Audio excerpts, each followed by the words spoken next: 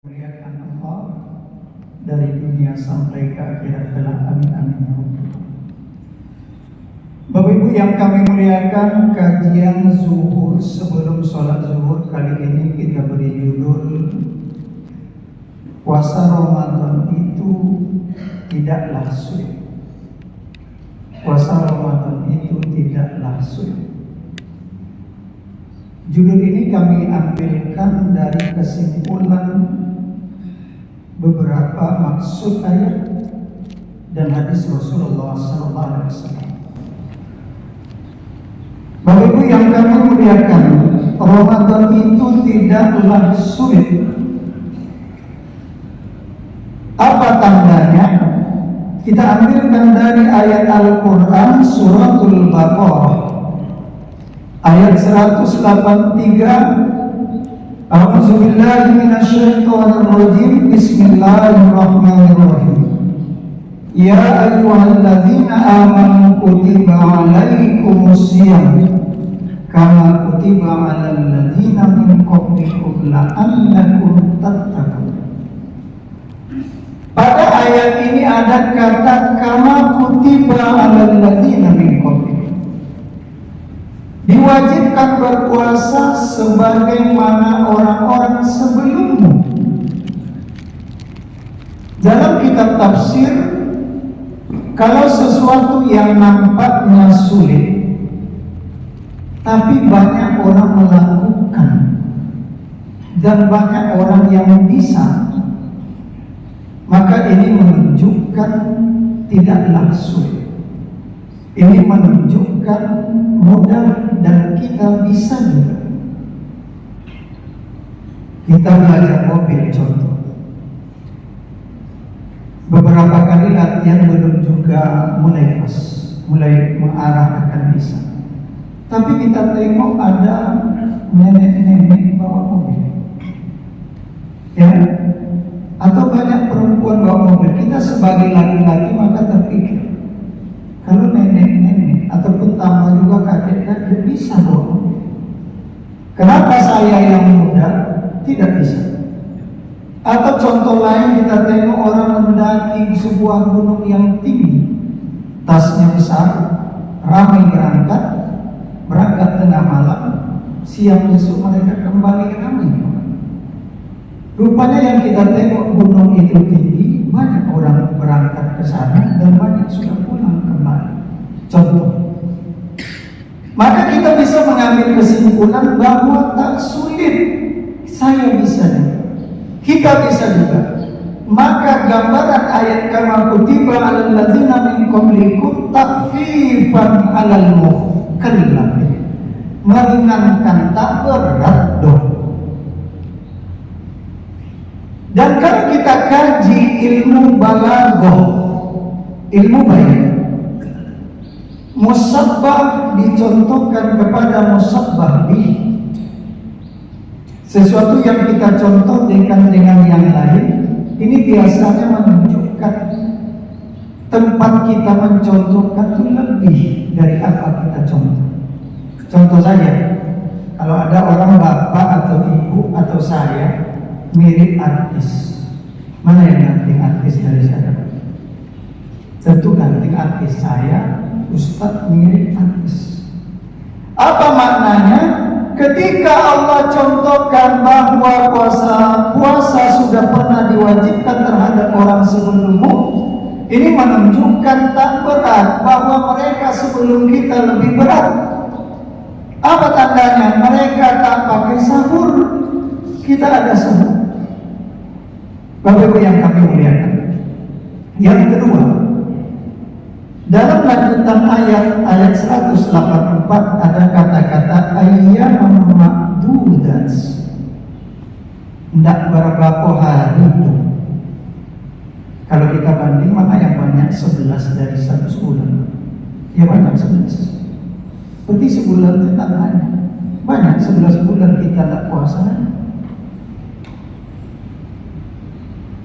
Maka ini menunjukkan tashilan 'alal mukallaf. Bahkan dalam kalimatnya dalam bahasa Arab digunakan jamak killah, tidak jamak kasroh. ini pesan kepada pribadi kita bahwa itu tak banyak, itu tak berat.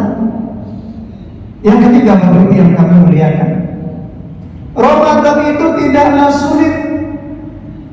Apa tandanya kembali kita bersama, dulu tak bersama?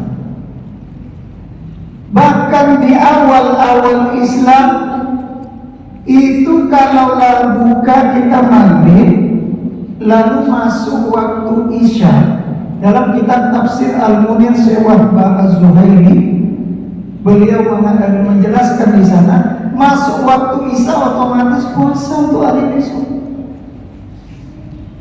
Jadi sekitar sejam lebih sedikit, 8 menit atau 9 menit kita buka. Dulu sahabat bukan. Bahkan kalau seseorang tertidur jam 7 malam, kalau jam kitanya sebelum Isya datang, otomatis puasa.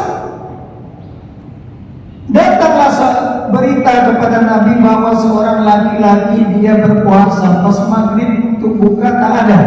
Lalu besok lalu istrinya cari buka puasa, tiba-tiba ya dia sudah tidur, maka puasa untuk hari setelahnya.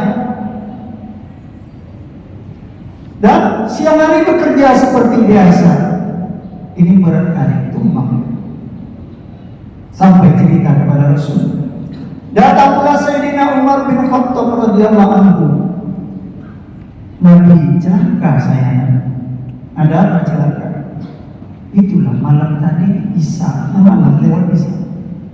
Saya dekat sama istri saya. Hubungan ada. Tidak boleh, karena sudah puasa. Dari di antara dua kisah ini menjadi asbabun nuzul, sebab turunnya ayat uhilla lakum lailatas syiyami arrafasu ila nisa. Dulu sampai Isya, masuk Isya otomatis puasa. Setelah ayat ini turun, boleh malam Ramadan. Lanjutan dari ayat itu beberapa baris di bawah kalimat tadi, kulu washrabu hatta yatabayyana lakum al-khaytul abyadu minal khaytil aswadi minal fajr. Silakan makan, silakan minum sampai jelas betul benang yang putih dari benang yang hitam. Bapak Ibu yang kami muliakan, boleh makan, boleh minum dulu, tak boleh sampai Isya. Sulit atau mudah? Mudah, tidak sulit. Bapak Ibu yang kami muliakan, tapi boleh makan, silakan makan, silakan minum. Maka waktu itu sahabat ada yang pegang benang hitam, benang putih, lalu malam semakin malam ditengok. Rupanya kata Nabi tidak begitu maksudnya, sampai hilangnya gelap malam karena datangnya fajar as-shadiq, fajar subuh. Nah, jelas. Sampai itu boleh makan minum. Bukan berarti imsak itu melarang kita makan minum. Tapi ada yang salah paham sehingga menuduh imsak itu melarang makan. Tanya dulu. Imsakiyah itu diambilkan dari hadis, ya. Sahabat bertanya kepada sahabat, berapa lama Nabi setelah berhenti sahur lalu waktu sholat masuk, sholat subuh. Kata sahabat itu kira-kira 50 ayat. Maka 50 ayat ini diuji rupanya berkisar 10 menit lebih kurang. Maka bagusnya berhenti di situ, bukan tak boleh makan setelah itu. Imsakiyah itu tidak dibuat begitu saja. Pemahaman dari hadis tadi dibuat namanya imsakiyah. Jadi imsakiyah itu bukan hati-hati sebentar lagi, bagusnya berhentilah kayak Nabi berhenti sahur. Ini tidak langsung nuduh sekian begini. Bapak Ibu yang kami muliakan, ya, sampai terbit fajar, sampai waktu subuh. Kalau subuh sudah masuk, ya, pokoknya subuh masuk. Azan belum azan ke orang atau terlambat azan, subuh masuk, tak boleh lagi makan minum. Ya, kalau sedang di tangan, sedang di mulut. Menurut ulama 4 mazhab, wajib yang di mulut itu dimuntahkan, dibuang. Tapi Ustaz, ada video mengatakan ada hadis boleh lanjutkan. Ini hadis Imam Abu Dawud. Kalau mendengar azan, kamu sedang ada hajat, silakan lanjutkan makan ini. Hadis Imam Abu Dawud dalam Sunan Abi Dawud. Sebuah hadis jangan terlalu cepat kita paham. Ada hadis Bapak Ibu di kitab Bulughul Maram, al-ma'u minal ma'. Anak kelas 1 pesantren bisa terjemahnya. Air dari air. Cuma air dari air apa maksud? Saya pun nengok hadis itu apa maksudnya. Maka cara saya carilah maksud penjelasan sarah. Apa maksudnya? Kalau wajib karena air seluruh badan kalau keluar air. Wajib mandi wajib kalau keluar inzal, turun mani, keluar sperma. Sebagian ulama mengatakan hadis ini tentang ihtilam, mimpi basah tapi nggak ada keluar, maka tak wajib mandi. Tapi sebagian ulama mengatakan hadis ini sudah dirasa. Itu contoh. Ya sama dengan hadis Abu Dawud tadi, kita cari sarahnya. Apa di sarahnya? Setidaknya ada 3 sarah. Di antaranya menjelaskan bahwa boleh lanjut makan minum ini adalah azan subuh pertama. Awal sekali azannya. Ya sama apa? Ya memang tidak berdosa. Sunnah Nabi itu dulu 2 kali azan. Azan pertama membangunkan orang untuk siap-siap sholat subuh. Waktu subuh belum masuk. Ya, subuh belum masuk. Kalau Bilal bin Rabah azan, silakan Sayyidina Bilal lanjutkan makan minum sampai Abdullah bin Umi Maktum, Ibnu Umi Maktum azan, tak boleh. Azan pertama Sayyidina Bilal makan minum lagi. Azan kedua Sayyidina Ibnu Umi Maktum, tidak boleh lagi. Maka maksud hadis yang disampaikan orang itu ini azan pertama silakan makan ini, bukan azan subuh masuk. Bapak Ibu yang kemuliakan. Yang kedua, kata ulama hadis itu menjelaskan bahwa misalnya saya nampak fajar setiap hari subuh gitu Pak, di pinggir pantai. Tiba-tiba orang masuk azan di masjid. Saya tengok jam belum, saya tengok arah ke pinggir pantai, tidak ada tanda-tanda fajar. Berarti saya ragu. Kalau saya belum yakin azan itu fajar masuk karena belum ada tanda, silakan makan minum. Itu maksud kedua, kata ulama. Yang ketiga adalah yang dimaksud boleh lanjut makan minum ketika azan. Hadis Imam Abu Dawud itu menurut sarah oleh ulama waktu maghrib. Kalau makanan terhidang kita sedang makan waktu maghrib datang, silakan makan dulu. Hadis ini dalam kitab Bulughul Maram ditempatkan di bab khusyuk. Kalau maghrib masuk, makanan sudah terhidang, maka azan maghrib datang, makan dulu. Bukan azan subuh bulan Ramadan yang subuh kita waktu subuh sudah masuk.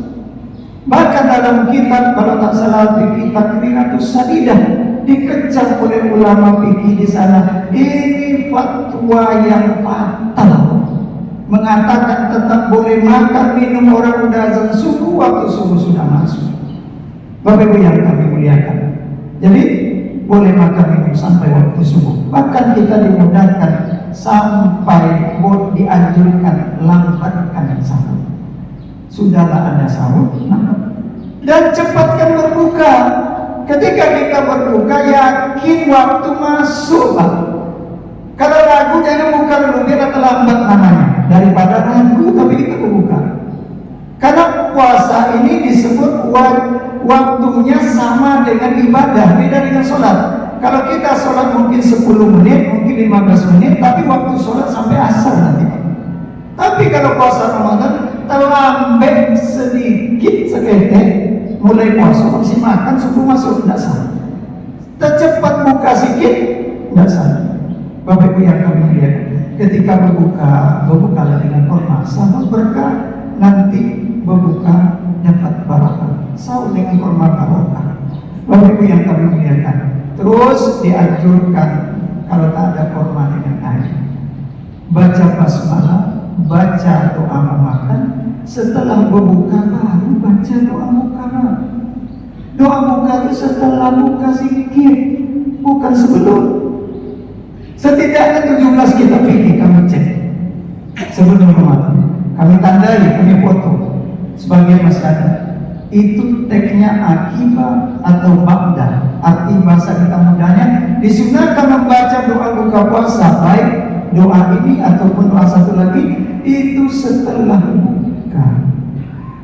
Dan kata ulama, kalau bisa niat itu kan setiap malam. Menurut Imam 3 mazhab, mesti 2 orang setiap malam. Yang satu awal Ramadan. Kalau satu Imam Abu Hanifah, bagusnya malam, boleh siap.